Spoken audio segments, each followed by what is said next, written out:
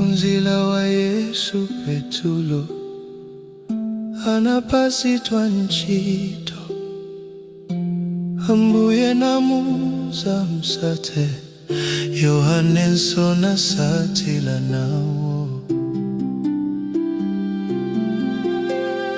Malo mopanga zomwe anauzidwa, anayamba kupanga za muntu wina.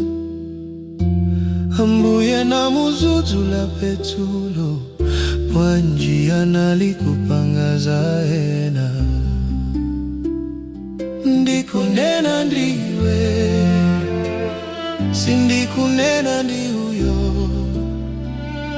iwe upange za ine, usatengelezao. Ndikunena ndiwe, undisatile ine, usapange zao. Ndikunena ndiwe.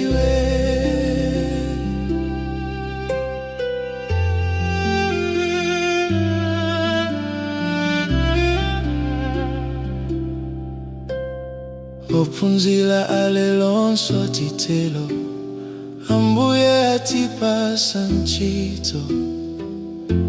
Yesu akuti msate iye, zomwe anthu ena sanamve nawo. Malo mochita zomwe tauzidwa, tayamba kupanga za anthu ena. Ambuye akuti zutula chotelo, bwanji tilikupanga za ena. Ndikunena ndiwe, undisatile ine, usapange zao. Ndikunena ndiwe, Yesu sadzaweluzao. Yesu adzafunsa iwe, inde ukopere kwa iye.